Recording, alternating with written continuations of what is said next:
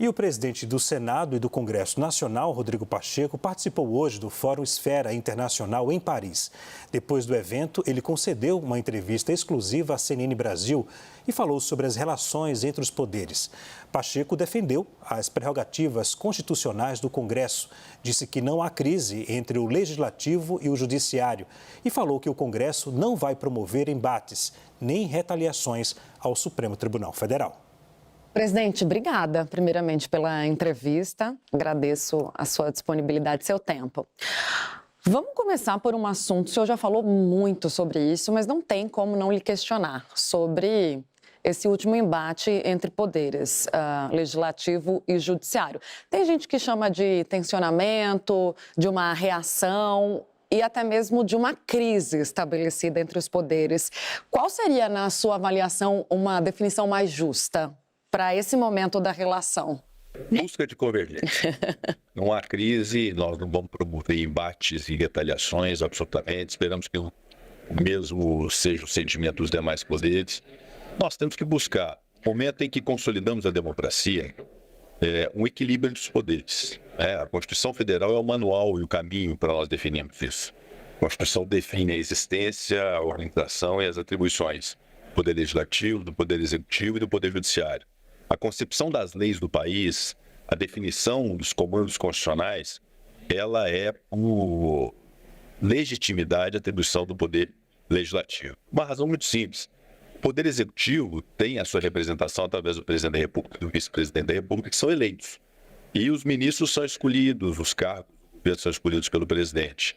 O Poder Judiciário é composto por ministros, no caso da Alta Corte do Supremo Tribunal Federal, com ministros indicados pelo Presidente e sapatinados no Senado.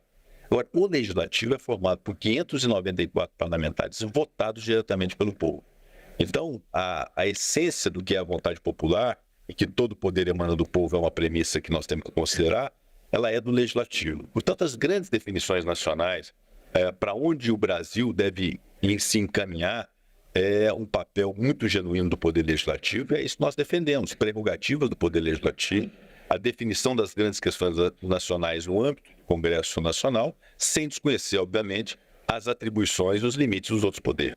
Presidente, o Supremo tem tratado de questões sensíveis que talvez não sejam bem vistas dentro do Legislativo, que são as chamadas pautas de costumes. A gente, quando conversa com vocês ali nos bastidores, entende que não há ainda um ambiente propício para colocar em discussão esse tipo de pauta. Mas o senhor enxerga, num curto horizonte, algum caminho para que essas pautas, que também são pautas sociais, sejam levadas para discussão dentro do Congresso Nacional? É preciso ter compreensão que o Congresso Nacional tem a obrigação de legislar. E nos últimos 10 anos legislou em diversas matérias, inúmeros marcos legislativos. Quando se fala, por exemplo, do direito das mulheres, a Lei Maria da Penha foi compreendida no Congresso Nacional. Quando se fala do direito dos negros e afrodescendentes, nós temos inúmeros disposições constitucionais ilegais de defesa e de combate à defesa da população afrodescendente e de combate ao racismo. Quando se fala de juventude de crianças, nós temos o Estatuto da Criança e do Adolescente concebido no Congresso Nacional. Então, nós não deixamos de legislar. Quando há algum tipo de opção de não se deliberar sobre determinado tema e fazer prevalecer a lei atual, essa também é uma forma de posição política do Congresso Nacional. Quando se fala, por exemplo, da questão de drogas e descriminalização do porte para uso de drogas. Essa é uma decisão que cabe ao Legislativo. E se o Legislativo não deliberou pela descriminalização do porte de drogas, é porque a opção dele foi fazer valer a lei atual que define um tipo penal, ainda que mais brando, para o porte de drogas para uso pessoal. Então, essa dinâmica do Congresso Nacional deve ser respeitada por todos nessa compreensão de que cabe ao Congresso Nacional essa definição política. Presidente, há uma interpretação também dentro do Senado, sobretudo, até mesmo no seu entorno, de que quando o senhor se posiciona nessa divergência ocasional, né, com o Judiciário, o senhor também sinaliza para dentro, para a oposição. O senhor está fazendo um gesto para a oposição também? Eu estou cumprindo a minha obrigação de presidente do Senado Federal e do Congresso Nacional, chefe de um poder que precisa, por comando constitucional, zelar pela sua prerrogativa legislativa.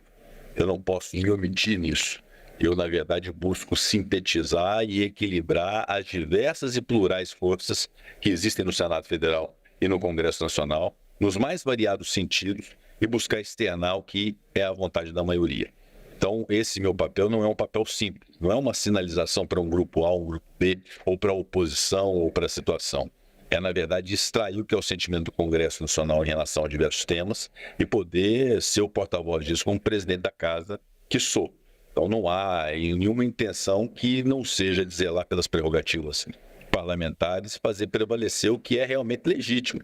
Nós fomos votados pelo povo brasileiro, nós fomos escolhidos pelo povo brasileiro, nós nos submetemos ao crivo da população de 4 em 4 anos em eleições periódicas e precisamos sintetizar o que é a vontade popular. Então é esse o nosso caminho, é essa a nossa busca, obviamente com respeito aos demais poderes, mas deixando muito claro que o papel de legislar sobre todas essas questões que nós estamos tratando é do Congresso Nacional, é do Poder Legislativo.